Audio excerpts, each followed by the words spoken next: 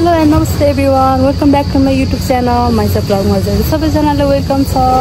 र आज हामी चाहिँ जाँदैछौँ ट्याप ड्याम र हामी चाहिँ सुन्दरी जल हुँदै जाँदैछौँ। हजुरहरू जाँदै हुनुहुन्छ भने साखोको बाटो पनि जान सक्नुहुन्छ, तर त्यहाँबाट चाहिँ लामो बाटो पर्ने भएको भएर चाहिँ हामी जाँदैछौँ सुन्दरी जलबाट। Let's go with centre dam. र यहाँनिर मेरो बहिनी पनि हुनुहुन्छ छेयाङ। हेलो गाइस, हाम्रो यात्रा चाहिँ सुरु भइसकेको छ। दिदी चाहिँ राइट हुनुहुन्छ, त्यसैले मैले यस्तो गरिदिरहेको छु होइन गाइस। हामी चाहिँ सुन्दरी जलको बाटो हुँदै जाँदैछौँ, हेर्नु सक्नुहुन्छ। हामी चाहिँ उकालो लागिसकेको छौँ है। ट्याप ड्यामको यात्रा उकालो लागिसकेको छौँ गाइस। बाटो चाहिँ यस्तो छ, सर्टकट बाटो यस्तो छ गाइस। गाइस हामी चाहिँ ट्याप ड्याम खासै बाटो पनि थाहा नभएको अवस्था, त्यसैले सोध्दै आयौँ यहाँसम्म। तर बाटो चाहिँ यतिको रहेछ, तर यो त के पनि होइन, अलि माथिबाट चाहिँ झन् खतरा छ भन्ने चाहिँ भर्खरै सूचना पाइसकेको छौँ। भए पनि हामी गइरहेको छौँ है गाइस, कस्तो रहेछ तपाईँहरूलाई देखाउँदैछौँ। मेरो बहिनी भ्लगर हुनुपर्ने गाइस, कहाँबाट मिस भयो। यतिको भ्लगले त मान्छे हाम्रो ढालिदिन्छ नि त फेरि। हामी चाहिँ माथि डाँडामा पुगिसक्यौँ, देख्न सक्नुहुन्छ राष्ट्रिय निकुञ्ज क्षेत्र। यहाँनिर चाहिँ टिकट काट्नुपर्ने हुन्छ हामीले, पर पर्सन 100 र स्कुटरको चाहिँ 150 लिनुहुन्छ उहाँहरूले। र अरू साथीहरू पनि रहेछ नि त, साथीहरू भेटिसकेका छौँ हाम्रो चाहिँ। हामी चाहिँ यतानिर पुग्यौँ, तल टिकट काटेर पनि यता माथि उकालो यता आइसक्यौँ। मौसमले चाहिँ अलिक धोका देला जस्तो छ, पानी पर्न जस्तो भइरहेको छ। सकेसम्म चाहिँ पानी नपर्थ्यो हुन्थ्यो भन्ने हाम्रो चाहना छ एकदम। Let's see what will happen. हामी चाहिँ अगाडि बढ्दैछौँ। बाटो चाहिँ अहिलेसम्म चाहिँ ठिकै छ, नराम्रो भन्न मिल्दैन यतिकोलाई। यतिको त धेरै राम्रो हो, यतिकै भयो त। चिसो बढ्दै आइरहेको छ, जति माथि गयो त्यति नै चिसो बढ्दै आइरहेको छ। जाडो भयो त। तलबाट आउँदाखेरि गर्मी भइरहेको थियो, जति माथि बढ्दै गयो त्यति नै चिसो बढ्दैछ। र हामीसँगै उहाँहरू पनि यात्रामा हुनुहुन्छ, ट्याप ड्याम जाँदै हुनु होला उहाँ पनि।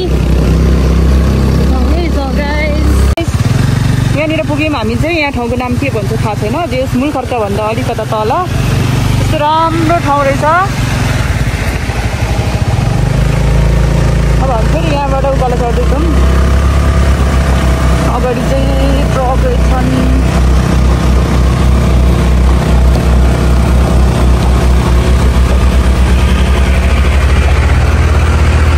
मौसम चाहिँ चिसो भएर आएको छ गाइस। तलबाट हेर्दा चाहिँ राम्रै थियो वेदर, तर पानी नपरेको भए त यतिको वेदर पनि चल्न त। मान्छेहरू त टन्नै भेटिने रहेछ त्यो। धेरै छौँ, धेरै मान्छेहरू त बाटोमा त होला नि, त्यही हो।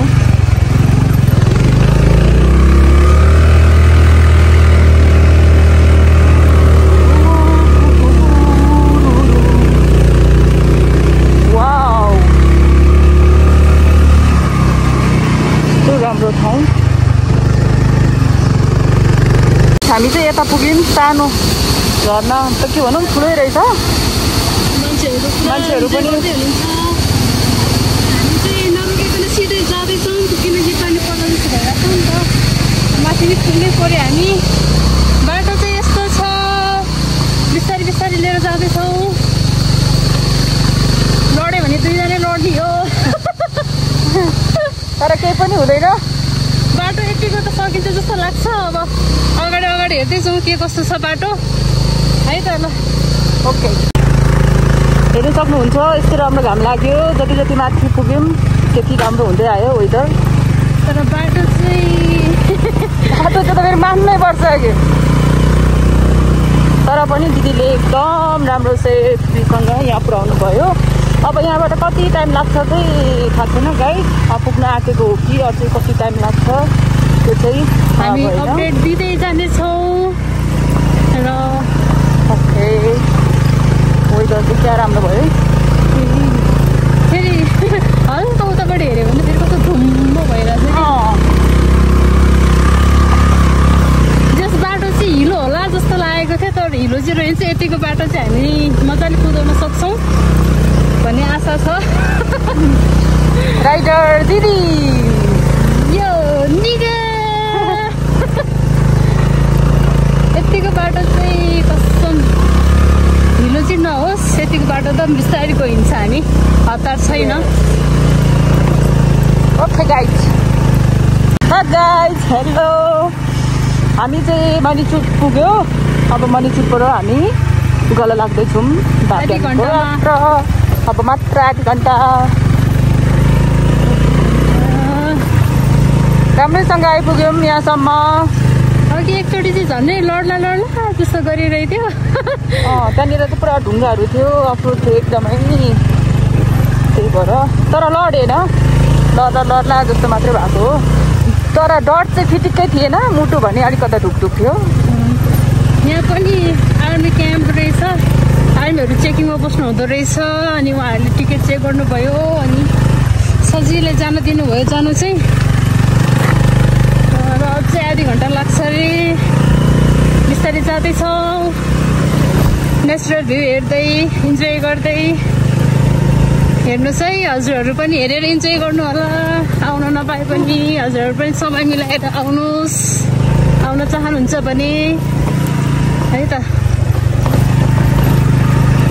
यस्तै छ बाटो चाहिँ। अरू चाहिँ सब अगाडि पुगिसक्नुभयो, हामी चाहिँ स्कुटीमा भएर हो कि केटी मान्छे भएर हो सबभन्दा लास्टमा छ भनेको। अब हामी नेक्स्ट टाइम आउँदा चाहिँ बाइक लिएर आउँछौँ। बाइक छन त छ, तर अगाडिको पाङ्रा अलि राम्रो छैन, त्यही भएर ग्यारेजमा छोडेर पो राखेका छौँ गाइस। अब एकपट्टिको पाङ्रा मात्रै बुढा ल्याउनु भएन, दुईटा पाङ्रावाला लिएर आएको। अहिलेसम्म त मौसमले साथ दिइरहेको नै छ। अब हेर्दैछौँ। मेन भनेको चाहिँ पानी नपर्दै हुन्थ्यो हाम्रो लागि चाहिँ। पानी पऱ्यो भने चाहिँ बिजोग हुन्छ। छन त हिलो छैन, बाटो भए पनि अब हिँड्नलाई गाह्रो हुन्छ नि त, त्यही नै हो। बाटोले गर्दा साउन्ड डिस्टर्ब आइरहेको होला, त्यसको लागि माफी चाहन्छु, किनकि बाटो नै यस्तै छ, के गर्ने। हाइक आउने बाटो पनि यही हो। अरू एक दुईजना मान्छेहरू पनि हाइक आउँदै हुनुहुन्थ्यो, कति बेला आइपुग्नुहुन्छ उहाँहरू चाहिँ थाहा पत्तो छैन। हामी चाहिँ जाँदै गरौँ है बिस्तारै। यहाँतिर टन्नै हुँदो रहेछ।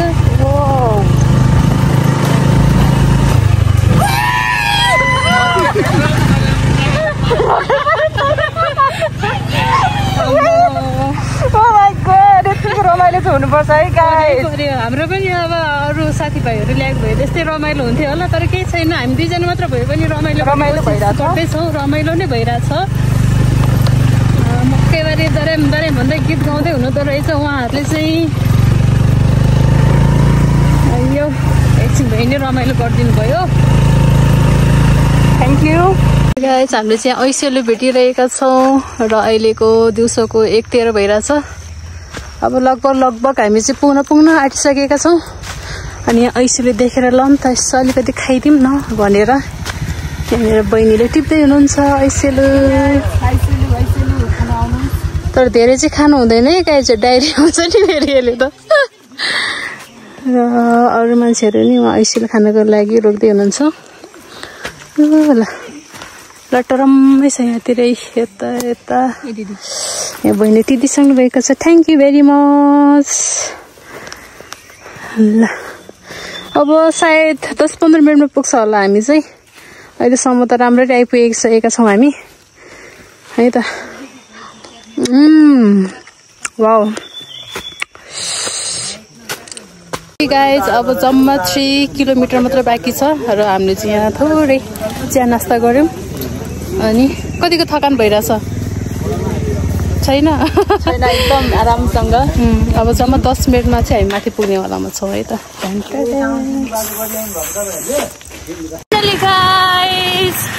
राइडर चेन्ज भइसकेको थियो, तर राइडर चेन्ज भएको 10 मिनटमै हामी चाहिँ ढ्याप ड्याम आइपुगिसकेका छौँ। हामी चाहिँ ढ्याप ड्याम आइपुगिसकेका छौँ। 3 घन्टा लाग्यो ठ्याक्कै हामीलाई यहाँ आइपुग्नको लागि चाहिँ। मान्छेहरू चाहिँ सबैजना आएर नि बसिसक्नुभयो, कोही फोटो खिच्ने भिडियो खिच्ने गरिसक्नुभयो। अब हाम्रो पालो, हामी पनि गएर फोटो भिडियो खिच्नेछौँ। Finally we are in Dhap dam. मान्छेहरू चाहिँ टम्दै हुनुहुन्छ। आज शनिबार हो नि त, शनिबार भएको भएर चाहिँ सबैजना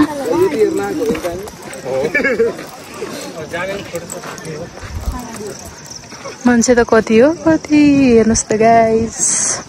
कोही आउँदै हुनुहुन्छ, कोही जाँदै हुनुहुन्छ, कोही यहाँ पिकनिक खाँदै हुनुहुन्छ। यता भ्यू इन्जोय गर्नु होला। हामी त भ्यू इन्जोय गर्दैछौँ। फोटो भिडियो एकदम धेरै खिचिसकेका छौँ र अर्को ड्रेसमा नि खिच्न बाँकी छ नि। र यो चाहिँ हामीले बनाएको है, यति दुःख गरेर बनाएका छौँ। ढल्न पाएन नि अरू आएर।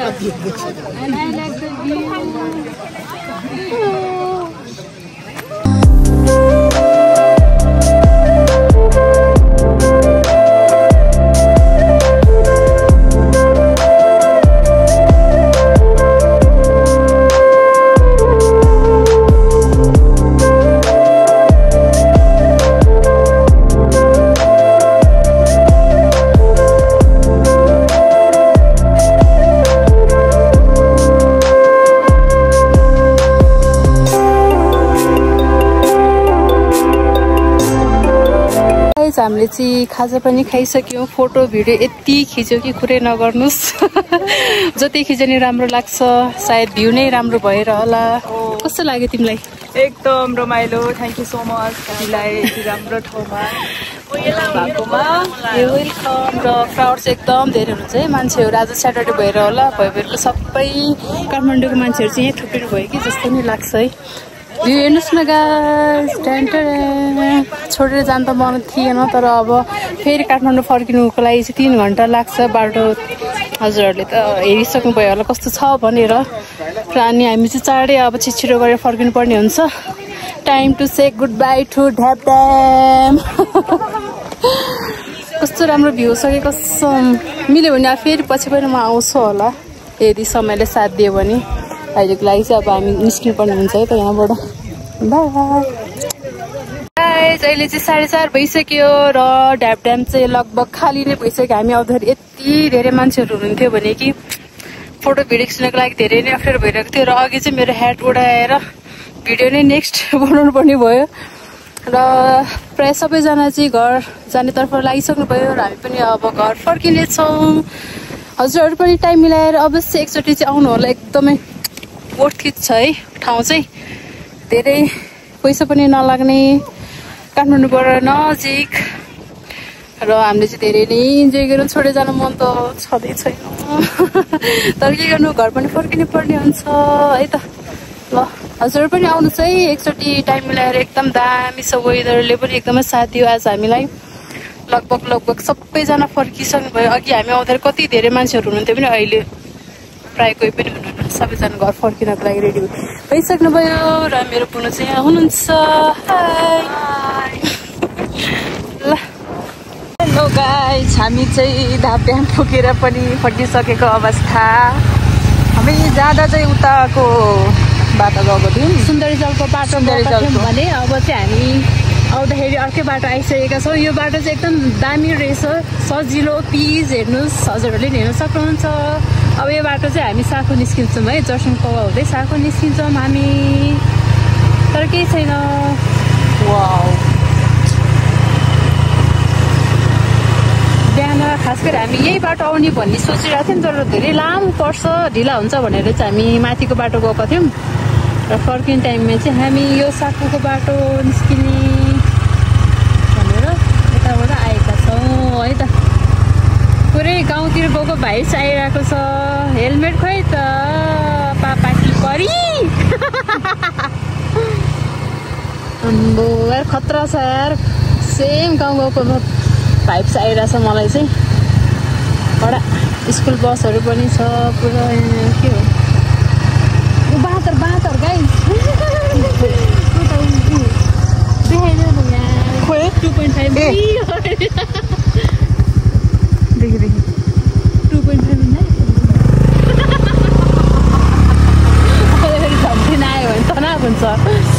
झन्टे हो हामीलाई कोतार दियो भने के गर्ने होइन गाइस त्यही भएर हामी चाहिँ बाबार खतरा रहेछ नि त यार बाटो त अब्बुई